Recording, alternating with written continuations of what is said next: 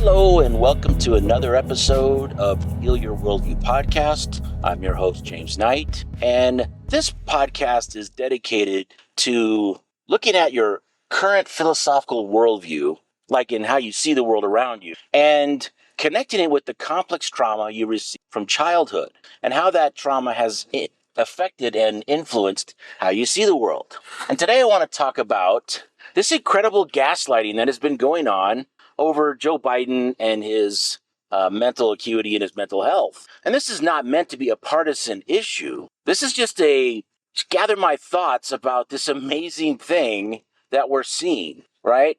The political climate in America and really across the world is really polarized. I've never seen anything quite like it. So as you might know, I'm 55. And so I grew up I was in high school and middle school in the 80s.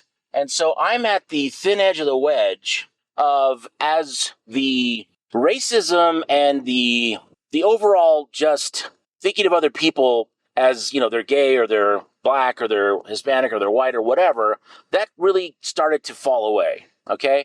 Now, of course, there was still incidents of it, especially with the gay community. When I was in high school, we were hearing reports all the time of some poor gay guy getting assaulted by, guys just because he was gay. That stuff, there was regular reporting on that kind of thing. So, but there was in no means was it completely resolved. But at the same time, we all were seeing things in a better way. We were looking at things differently. It kind of triggered the individualism that America is known for, okay?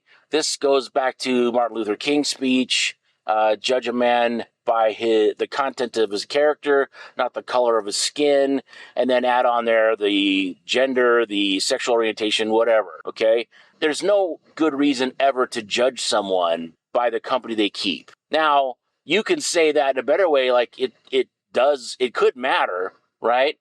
So if a person is hanging around with a group that has dangerous things going on, you might want to scrutinize them a little bit more before you befriend them or anything like that. Just because it could be dangerous, you just have to vet them more thoroughly. So through the 90s, things were getting better.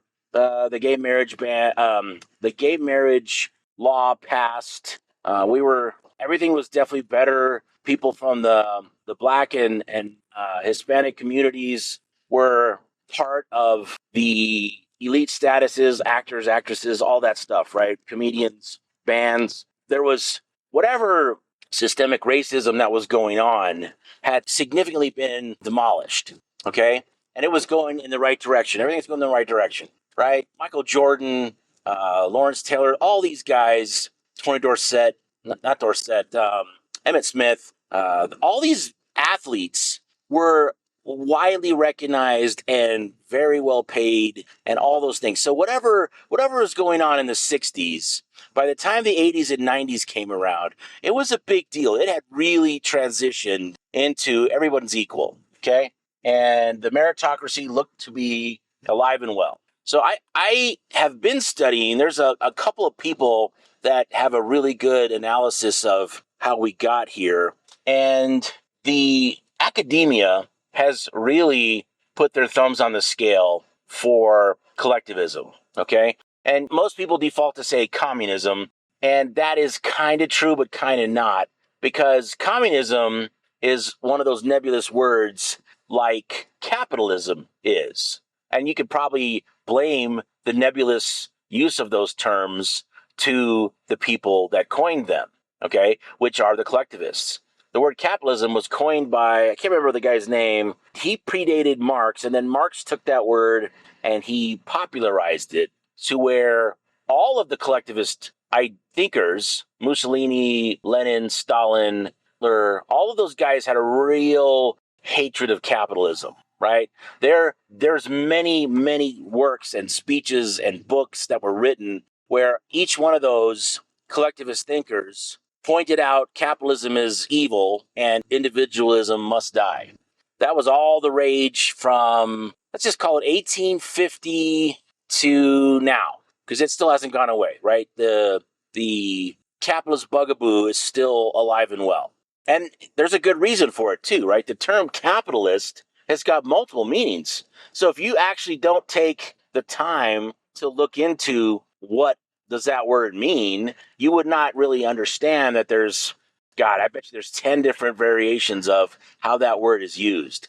And now the very clever administrative state has laced that word in with all kinds of stuff, like the World Economic Forum calls it stakeholder capitalism. There's all kinds of very weird term merging for capitalist, and it is a fascinating thing to watch. It's very difficult to unwrap this evolution of terms. Okay, you have to spend a lot of time and you have to really dig in there. And even if you try to go in and do a simple Google search or something, you get bombarded by all kinds of weird articles that you can't get a straight answer from. Okay, so, and it further is exacerbated because Marx coined the word capitalism to mean a certain thing. And how I explain it is he coined it to mean British mercantilism. Because about the time he started assaulting capitalism, the idea of capitalism, he was living in England under British rule, and British mercantilism was still in place. So it's an interesting thing, right? And then in the 20s, the Austrian economics guys, I don't know what they were doing. It's a weird thing they did. They tried to take the word capitalism and steal it from the Marxists, and I should say from the collectivists, and use it to describe laissez-faire capitalism, which is a French word that means basically free market. Okay, I don't remember the exact term. It's a poetic French version of free market, small government. Okay, it's a libertarian concept. So the reason I'm going through all this is because it's a fascinating thing to dig into this. If you ever have the masochistic urge to delve into this last 100 years, there's a lot of stuff in there that is surprising to learn. Okay, the official narrative that we've been given, at least me and my generation, that we were given in the 80s when I was in school, and that continued through college, but I didn't go to college till I was an adult much later in life, but it was still basically the same narrative. Okay, capitalism bad, robber barons, all the bad guys that we've come to know and use household names. Like we know guys like Rockefeller and Carnegie and all those guys. We know them very well, and it's been 100 years since they've been on the scene. So that's how much effort has been put into making sure we know how bad capitalism is. And Marx's version of capitalism is bad, right? The way he describes capitalism and what he meant by it, yeah, that is a corrupt entity, and it was bad. So here we are, 2024, and effectively, this is where things get weird, okay? If you look at the history of progressivism, you find out that the first progressive president was a Republican, Teddy Roosevelt, okay? Then Woodrow Wilson was a progressive. He was a Democrat. Well, what the hell is going on? How can you have a Democrat and a Republican progressive? So it finally dawned on me that those two labels were not as opposed as maybe they had once been. Okay, the Democrat Party was created about 20, I can't remember exact date, but it was 25 years before the Civil War actually happened. And that's because the hostilities between the North and the South had been brewing since the Constitution was ratified. Okay, this was not a new thing. It's not like all of a sudden, they went to war over slavery. No, that is a complete oversimplification of what happened during that war. Okay, the hostilities were ramping up big time. Okay, there was political intrigue. Both sides were screwing with each other. It was definitely a Cold War of sorts up until 1860 when the hostilities began. And I mean the overt hostilities, the physical, use of force and the troops. But up to that point, if you compare it to the Cold War between the United States and Soviet Union, minus the nuclear weapons, it was very similar to that. It's really sad and ironic how history just repeats itself over and over again, and how we have such a short life. If you're lucky, you'll live to be in your 80s or 90s. If you're lucky, if everything goes right for you, if you don't have any weird diet problems or genetic issues. So if you think about that, I'm talking about stuff that happened 100 years ago. Okay. And if you talk about Marx, it's 150 years ago. Shit, it's 170 now because Communist Manifesto came out in 1850. So now it's 2024. So we're definitely moving towards the 150-year mark of Marx and Engels. And in that time, the underlying problem of the entire world has been the business sector versus the government sector. Okay. Now, in a capitalist model, and let's just talk about not the corrupt version that Marx is pointing out, which he's not wrong. Okay. Well, let's talk about let's say we could wave a magic wand and remove the corruption from all the government models. Okay. We remove the corruption from the capitalist society. We remove the corruption from any flavor of socialism that you like. Okay. And what I mean by remove the corruption is remove the self-interest of any political actor in the government, and they're actually working towards the greater good like they said they were going to do. And they have suspended all of their individual aspirations for power and wealth. You see, when I say that out loud, how absurd it sounds. That's the same on the capitalist side of things, okay? That the capitalist government is going to do the exact same thing. They're going to suspend their individual aspirations, and they're going to put the good of the country above their own personal gain and benefit. And that sounds ridiculous because we all know the stories. Like Nancy Pelosi's like the most famous version of it, taking her insider information and turning it into like a $200 million net worth or whatever she's at now. It's hard to say, but this happens. Republicans do it too. They're just not the Speaker of the House, and some politicians are worse than others. So it's really hard to keep that out of there. And you could probably say the United States right now is the so-called capitalist country that he was pointing out, because the corruption here is pretty bad. You know, I'm 55, been paying attention for 30 years, and yeah, it's always been some private actor is trying to get away with something that they did, and someone in the government is helping them get away with it. 2008 market crash, perfect example. The government bailed out the banks. They didn't pay off the loans. See, there's a weird thing. When you start to understand how to calculate hidden cost benefit analysis, and hidden forces that put pressure on things, it helps you see choices from a different perspective, right? A lot of people don't realize that taking no action is actually action, because no action, if it benefits someone, is action. Okay? It means you did nothing, but that doesn't mean you can say you didn't tip the balance in one way or the other, right? You can look at the United States entry into World War I as a perfect example of the United States took no action. There was a stalemate, and then they took action and tipped the balance towards the Allies, or what became the Allies later. So the point I'm trying to make here is the Republicans and the Democrats aren't so far apart. Now, they fight like cats and dogs, and they have interesting lines in the sand, but I'm paying more attention now to the very nitty gritty of politics and watching a few congressional hearings. And boy, they sure talk the talk, right? They sound real tough. Both sides sound real tough, but then they vote for the same bills, and they both have all kinds of pork barrel spending in those bills. And they all both love big government. You know, the Republicans say they don't, but they love big government. They love a huge military. They love a huge espionage state. They love all of the things, because there's a certain kind of fear that's sitting on the Republican side of the enemy at the gates. So what does that mean? So we're talking about this very polarized situation between the collectivists and the individualists.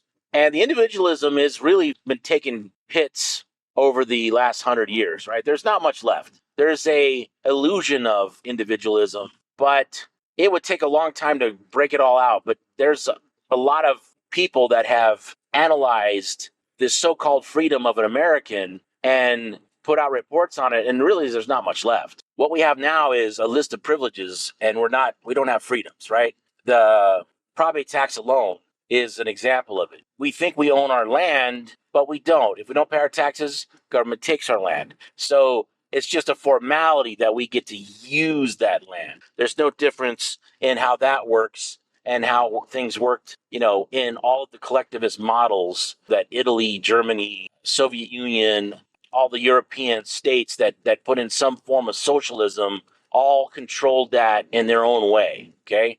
The means of production can be controlled in many ways. It doesn't have to be the central planners in direct control of farming. They can appoint a minister of agriculture or department of agriculture, and that guy can talk to the private farmers and figure out how to manipulate them to do what they want by giving them incentives, carrot and stick, giving them incentives and setting up regulations to prevent them from doing whatever they don't want them to do. And by subtle nudging through law, they control the means of production. It's not a stretch when you think about soft power, okay? When you read the 48 Laws of Power, there's a moment, the book really covers this well, there's a moment where naked power and naked aggression became frowned upon, right? So you had the Romans, and the Romans, that was naked aggression. They would just come in, smack you around, kill whoever they wanted, take your stuff, and fold you into the Roman Empire, and now you're a citizen. And there's a transition, and for whatever reason, that naked use of force was evolved away. And then Niccolo Machiavelli, he came out, and he was in the 1300s, I believe, and he wrote a book, a manual on how to exact power. And this is the moment when the concept of ruling with an iron fist turned into ruling with an iron fist wrapped in a velvet glove. So if the glove was on the iron fist and you felt the velvet, it seemed fine. Everything seemed okay, right? It didn't seem scary. But if you get punched, well, that's a different story. So it became soft power, rule through guile, rule through manipulation, rule through doing things behind the scenes, which was still around at the Roman Empire, but they were far less patient. The idea that they're scheming was probably more in alignment with internal stuff, right? One senator hates another senator, so they would have to do the manipulation and the guile through the back end because they couldn't just nakedly go kill their rival. But anybody outside of Rome that they're dealing with put their foot on the gas and did what they did best. So, fast forward back to what we're talking about today, which is this complete gaslighting scenario we're in over Joe Biden. That's just one example. We'll just pick that one because it's current. And the seemingly opposition between the Republicans and the Democrats. Because we all hear this whispers of the shadow state, the administrative state, the power behind the power. And so we're sitting here and Joe Biden, listen, unless you're a real partisan, everyone's seen the signs and knows that he's in trouble. He's not doing okay. So who's running the country? If the Republicans and the Democrats truly hated each other, like they act like they do, wouldn't the Republicans be doing everything in their power to get rid of him? 25th Amendment, whatever. Everybody has known that Biden has been in trouble at least 2 years. Some people say it's been the whole time, but I don't know. I'm not weighing in on that part. But the fact that we've had a guy that is showing signs of decline in a position that's very important seems to me that whatever opposition there was to his party, that they would jump on that and really, get him out of there. Maybe I'm missing a bigger strategy move or whatever, but it just seems like they're all on the same side to me. They talk like they're on, it's like good cop, bad cop. That's what I'm seeing now.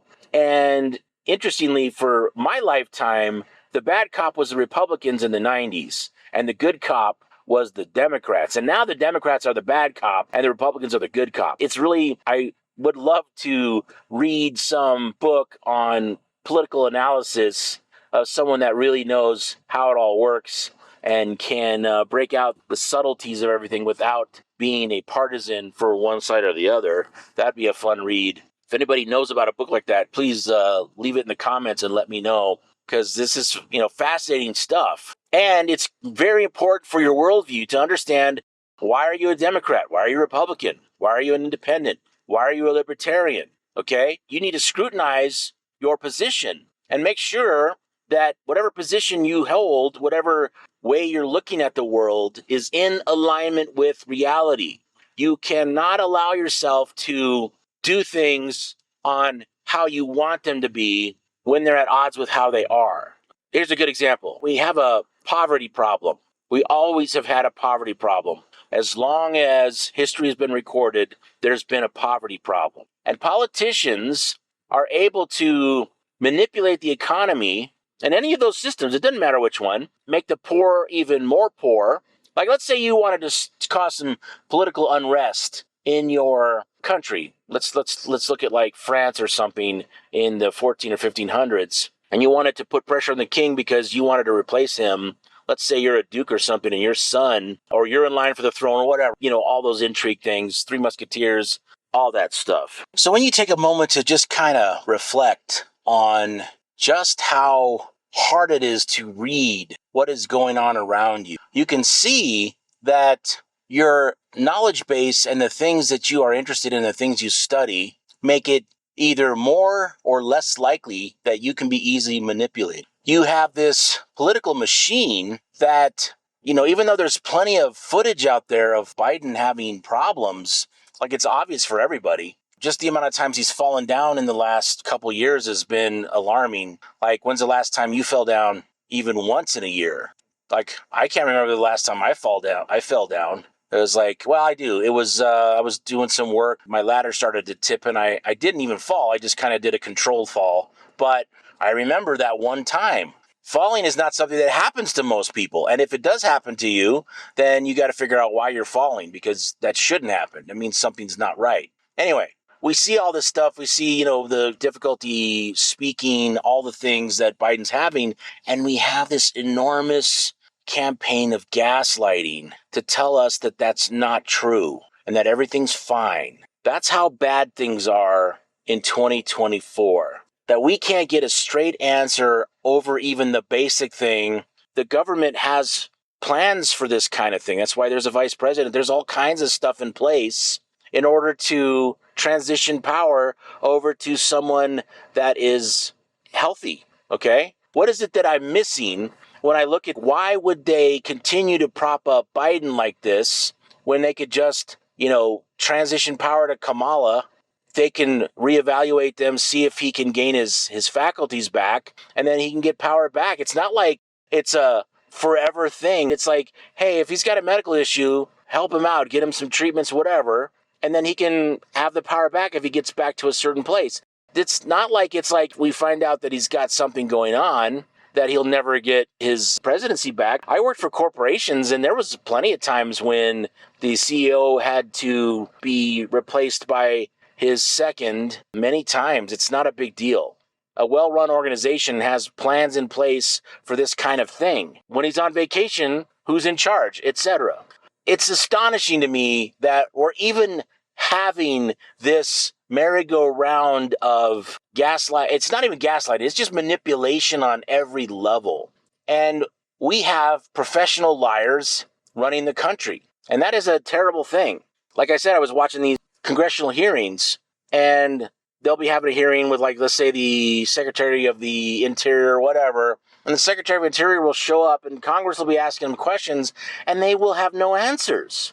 I always thought that was funny. Like, what do you mean you don't have any answers? You've been called for this hearing for a reason, right?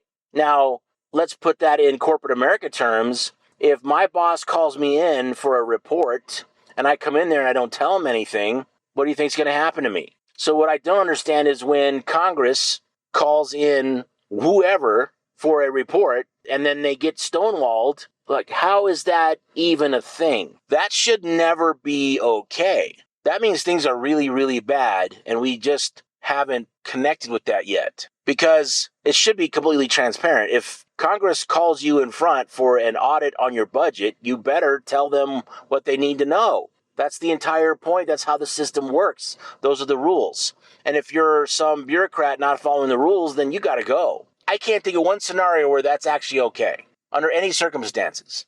I just wanted to kind of talk about this because it's like it's been in the news big time this last week following that debate. And I'm watching, the people in power, the people in charge on one day say Biden's got to go, his health is bad. And then the next day they're like, no, he's fine. And then the next day, no, he's got to go. And the next day he's fine. And I'm like, how are they doing this?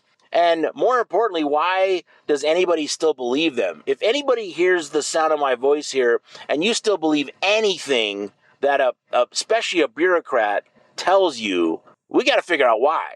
There is no reason for you to trust the government at all. They lie so much. If your teenage daughter was sneaking out of the house and lying to you, even once, you would never believe her again. You would totally put cameras around there. You would do all the things you could to make sure you were getting a straight story. But we're not doing that with the government? What am I missing here? These guys have us $35 trillion in debt. We're going $1 trillion more in debt every year just on interest payments alone. $1 trillion a year in interest debt alone. These guys cannot be trusted, and they have rigged everything in their favor, and now getting them out of there is going to be a nightmare. And maybe we will never get them out of there. I don't know. But the system is completely corrupt, and we're seeing that now with just a simple thing like, hey, yeah, Joe, it's time for you to retire. Since when is that not an okay thing to you? Like, you take a job, you're older, and you just like, man, I just don't have it in me anymore, and I should retire. Why? What in the hell is going on with the state of how things work in the world, but let alone in the United States where I live, that is something that can't be done, right? It shouldn't be theoretically that the case that anybody competent can run the presidency. I mean, how many CEOs can you throw in that position and they would be fine?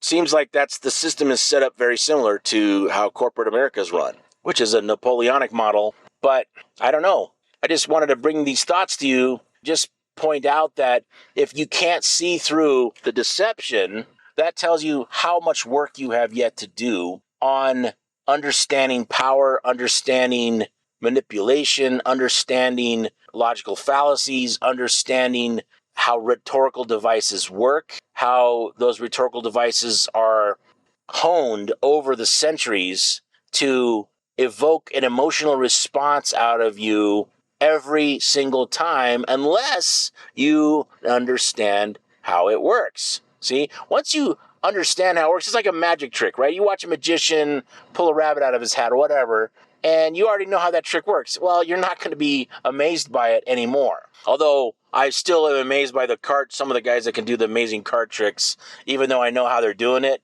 I still am amazed. So I get it, right? There is a certain amount of awe with sleight of hand and deception, but once you know how it works, if you're going to a magic show, you're going there to be entertained. You don't want to have a magic show happening in the government. If a rabbit comes out of the hat, that better be a rabbit coming out of the hat, not some trick. And we're funding the trick, right? I think you see where I'm going here. Anyway, I wanted to get this laid down because it was on my mind this morning. I was listening to a bunch of different things about, Biden, should he stay, should he go, and all of the obvious damage control that's going on following that debate. So anyway, I hope this helped me collect these thoughts, give you a kind of a snapshot into how I see things and how the stuff I've learned helps me to pull things apart so that I can see it clearly. So even though I'm being lied to, just like everybody else, it doesn't affect me the same way. I feel annoyed that I'm being lied to, but I'm also not being pulled into any kind of illusion or delusion or conspiracy to help them. I know a lot of people are out there on the internet completely talking about how fine Joe Biden is, and he's not. It's an amazing thing. If you found value in this podcast, please like and possibly subscribe. It really does help get my message out there. And as always, I'll see you on the next one, and have a great day.